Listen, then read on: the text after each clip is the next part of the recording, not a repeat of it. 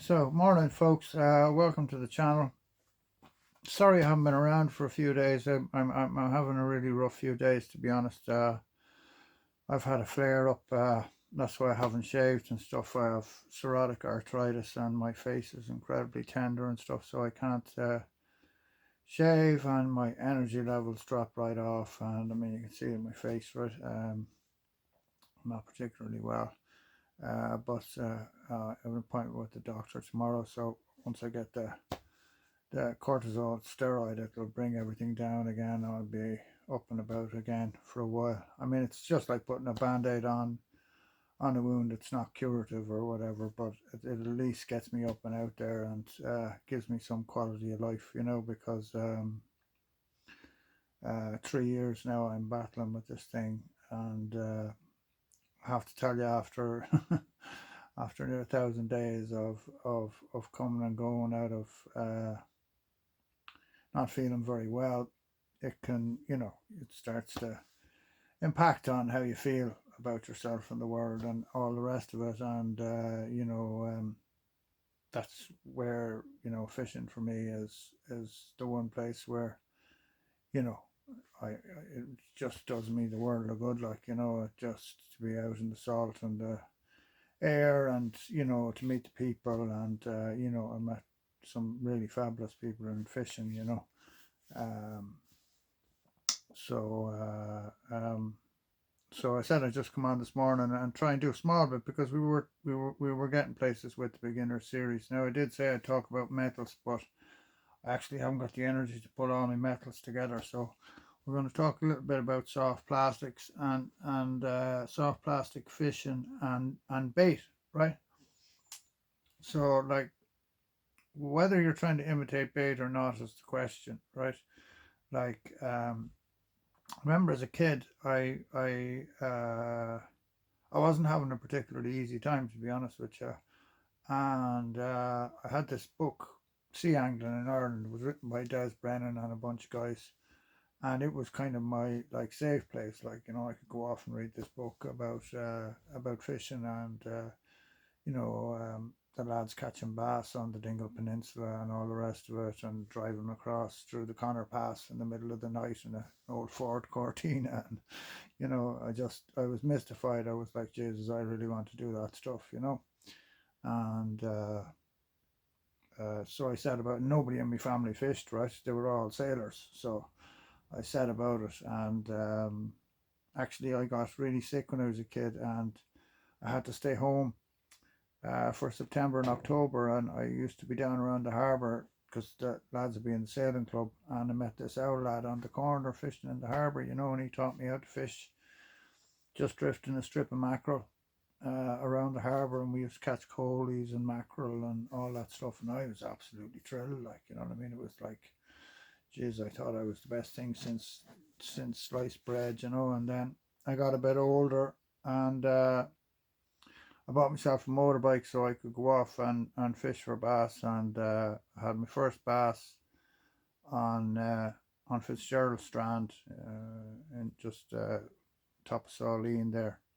Um, I met a guy up there who was deaf, believe it or not, and he used to write the stuff in the sand, telling me what to do, like, telling me when to be there and what to do and whatever. And we used to fish. We were fishing the bait at that point, and I used to fish with frozen sand eel, and I wouldn't have much money, so I used to cut the sand eels in half, and wind them onto the hook and fire it out there. And back then there was plenty of cod around, so we used to catch good cod as well. And the first 2 hours, the drop in tide, that mark produced some fish. But I got this, everything went slack, and sure, I wasn't used to fishing at all. Like, I didn't know me left from me right. And I thought, geez, that's not right. And I wound into it or whatever. And I had an old Silster 4-piece beach caster and a big old reel. And I wound into it. Next thing, I felt this thump, thump, thump, thump. And Jesus Christ, I nearly soiled the back of my trousers. I was that excited.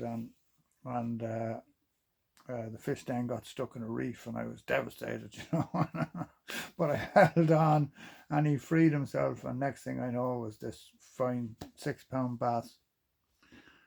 came up onto the beach, and Jesus, I was absolutely ecstatic, like with myself, you know, and of course, you know, back then I was only a kid. I killed the fish like because I wanted to show it to my dad, and you know, show off, or not show off, but just like look what I did, you know what I mean, and have him be proud of you and all the rest of it, and I got the great reception that I thought I would.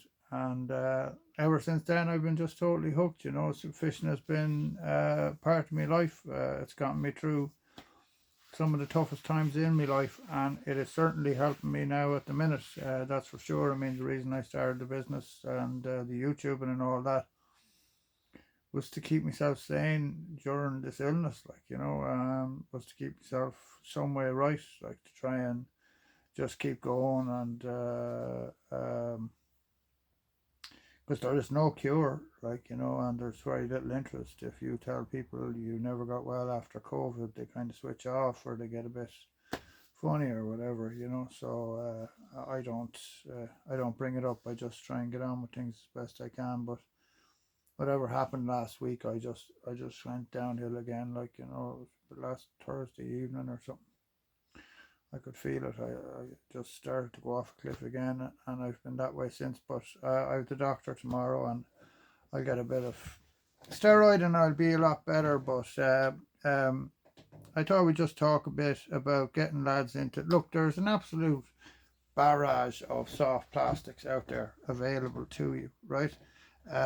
Like, you got some really good stuff being produced in this country, you know. Garrod from Headlock Lures, he's making a really nice paddle tail. I've had some great fish on this lure. I that sandal color is lovely. He's bringing out an orange one, which orange is great. Like, if you go to the Netherlands, the Dutch guys swear by orange for bass, you know. And I can tell you that Pachinko 125 there with the orange belly does extremely well for me. So whatever it is about orange, there are a couple of colors that seem to trigger bass, you know. And they're not necessarily colors that match the bait fish, right? So when you're in the retail industry, you get to see what happens in terms of sales, right?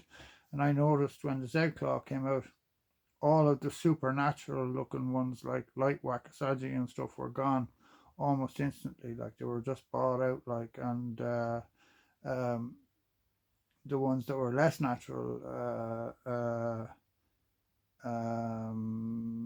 weren't bought, right? And then, funny enough, people don't go for the macro patterns, right? They, whatever it is, they just but if you go over to like, I was talking to the lads from Nova Scotia, and they won't go fishing without a macro pattern, right? You know, they just, because the striped bass there absolutely hammer the mackerel. So, you know, it varies, right? But there are some really good baits been made in this country. That's one of them. Carl Rooney is producing some good baits. I don't have one of Carl's lures to hand. The Evo Bass Saber is a good bait. Um, um, but when it comes to plastics, right, you essentially have two types of well, there's loads of types of soft plastic, right? But to get started, you really only need to be worried about two types, right? You want to be thinking about paddle tails, and you want to be thinking about straight baits, right? Now, how you fish them is important, right? So, like, I just had a phone call there now from someone this morning. You know, he's a very good angler, and he was telling me that water is stuffed with bait, and he had a couple of fish or whatever, you know, and it's stuffed with small little mullet, right? And when it's like that, right, when there's loads and loads of bait around, it can be difficult to get bass, right? Because they're super focused on, like, they have so much choice, right? You know what I mean?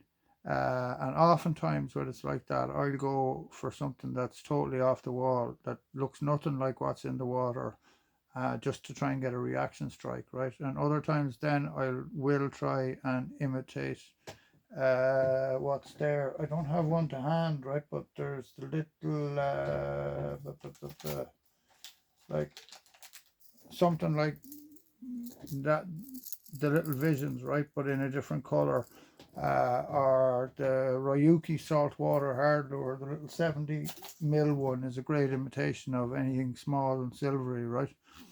Now, in fairness, those are really small, light lures. You're not going to be able to fish those with your standard kit. And that's kind of why I was saying, like, if I was starting out now, I would invest in two rods of a lower quality rather than go for one really high quality rod, right? Because I think it'll give you a lot more variety in terms of the types of fishing you'll be able to do, right? It'll allow you to fish like really small hard lures, because you'll be amazed, at just how small a lure bass will take, right? And just how big a lure bass will take, right? So, like, there are no hard and fast rules. It's not like, oh, it has to be a 110, 16 gram, blah, blah, blah. Each day is different, right? But when it comes to plastics, what I would say to you is just get familiar with how to rig plastics, right? So that's your standard jig head rig up, right? So that's a 1-up shad 4-inch on a coyote head 10 gram 3.0, right? Now that for me is pretty much standard fare. I won't go fishing without it, right? And I will fish it through the water columns, right? And at various speeds. I'll try and get it down as close to the bottom as I can. You're going to snag up a few times or whatever, right? So you need to get yourself some weedless jig heads, right? So that's the Texas eel from Exorus, right? Really useful jig head to have in your box. Another good option are the BKK. See if I have some to hand. I should have. Yeah. Okay. Yeah. The BKK silent chasers, right? So just pop one of these out and show you how to get a plastic rigged up, right? Now, what I like about the silent chaser is that they've left lots of room between the lead and the hook itself, right? So that there's plenty of plastic in that portion there, and that'll give your baits a bit more longevity. So if we take, for instance, Garrode's headlock lure, right, and we just pop it through there like that. Sorry, I was doing that now out of the camera, so I'll do it again, right? So you just take it, pop it through there like that, okay? Pull it out, push it along, right? Then you measure it up, okay? Sorry, I'll do it this way so you can see it. You measure it up, right, and you go, okay, it wants to go in there. So you now have finger place for where the hook wants to go. Oops.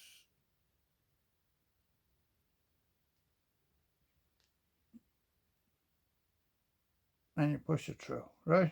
And there you go. Lovely. Weedless setup. You can't go wrong, right? Now, I didn't do that very good job on that, but you can add a touch of super glue then to that if you want to give it a bit. I'd actually push that a bit further down now if I was fishing it, to be honest. I didn't do a very good job there.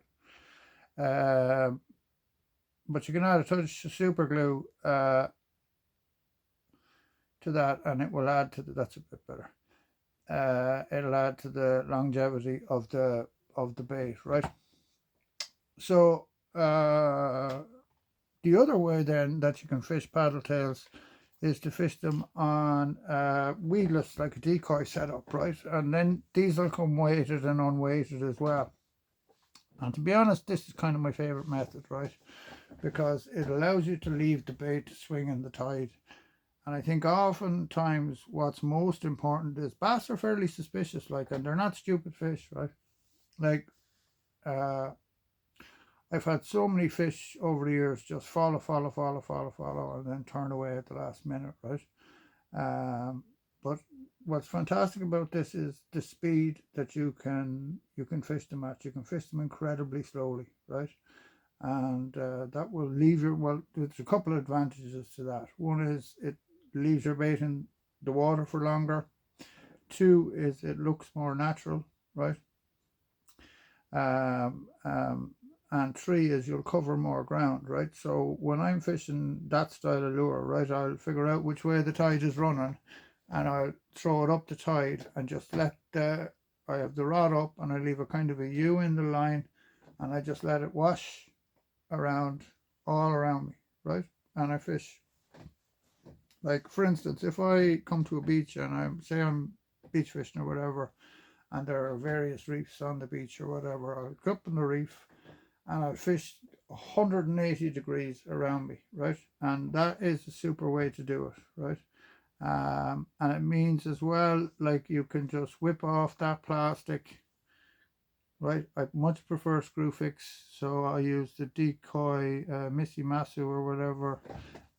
These fellas here, they're all available in the shop, Copper Coast Lures, right? So I'll use those and have a selection of sizes in those as well, right, is important. So you can just whack that off, right? And then change from a paddle tail over to a straight bait. Now, honestly, that Mad Slug 150, I think, is one of the most versatile baits to come out this year. Well, not this year, it's been around a while.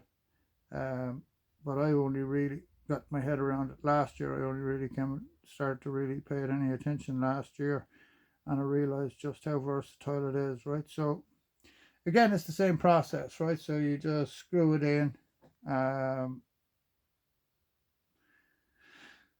and push it through, right? And there you go. So you can fish that again, or fish it just really, really slowly, like essentially just staying in touch with the bait, not really putting any action into it. Like, if you watch bait in the water, bait doesn't do very much. It's not like darting around the place from left to right and up and down and everything else, right? It's pretty kind of sedentary or whatever. It stays, you know, reasonably. They just move around in a group nice and slowly. Or if you ever watch bait falling out of an estuary, you'll just see a group of fish just swimming along nice and slowly. I mean, there's not a whole lot going on, right? The only time you'll see them scatter is when a predator shows up, right? I would say to you, alongside of when you're getting started, it's really important to have a couple of hard lures in your box, right? Another chap there over the weekend, I mean, there are a few fish starting to show on the coast, and I'm sure Alan won't mind me mentioning, like, he was fishing away, couldn't get a touch in the soft plastics. The minute he put up the DC12, which is a shallow running hard lure from Joe, right? Boom, into a fish, right? So that means he was covering those fish all the time with those plastics, and they just were paying it no attention, right? And the minute the hard lure went in and it had that bit of action in it, bang, they hit it, right? Now, another night, it might be totally the other way around, and I have no idea why that is. But I know that that is the case, right? So therefore, that's why I mix up my fishing, right? Like, I have ways I prefer to fish, but I'll also try all the different methods, because there might be a fish there that, you know, one thing will switch them on and another thing won't, right? And at times they can become incredibly picky. Like, I remember years ago reading that book I was talking about, and they were talking about fishing the Splaw Rock in Wexford, which is a famous, you know, reef for bass. I mean, absolutely. And at that point, you know, they were fishing in the 60s and 70s before the bass got wiped out by the commercial industry. So the place was stuffed with fish. And I mean, they're talking about being out in the boat and having to weave out through the reefs and all the rest of it, because it's fairly nasty ground out there. And getting out there and just being surrounded by feeding bass and not being able to get a hit at all on their, what they were fishing was tobies and the likes at the time. And eventually then they got a little tiny spinner in from Sweden, and boom, fish on, right? So it goes to show you the fish can get very focused on one thing, right? And when they are, your job is to find what that thing is, and once you hit it, you're in, right? So yeah, so I think I'll leave it there for today, guys. I'm not feeling up to scratch at all. You can hear my voice and everything is going. Um, but get out there, get fishing. You know, it's not going to cost you a whole lot. Get yourself some paddle tails, get yourself some straight baits, get yourself a variety of jig heads and a variety of offset hooks, right? What I would say to you is, while Temu might seem attractive, right? Uh, if you hook the fish of a lifetime, it'll bend that hook straight in a second on you. And there's absolutely no doubt about that.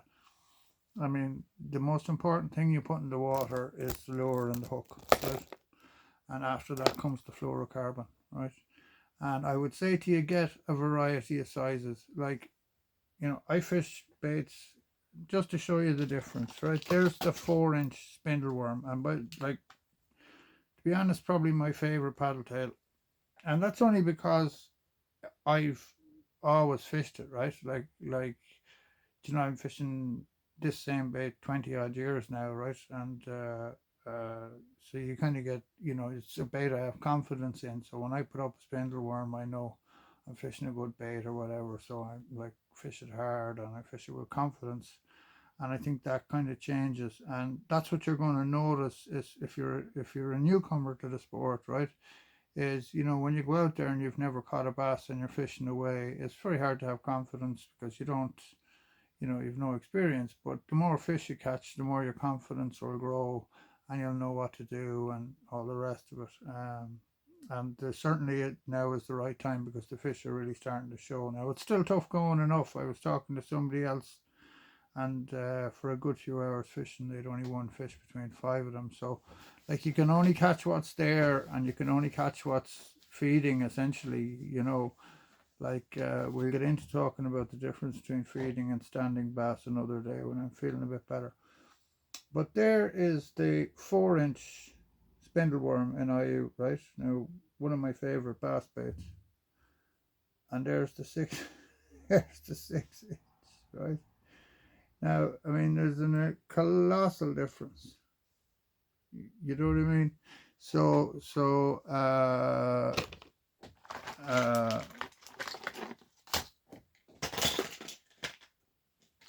at different times, bass feed on different stuff.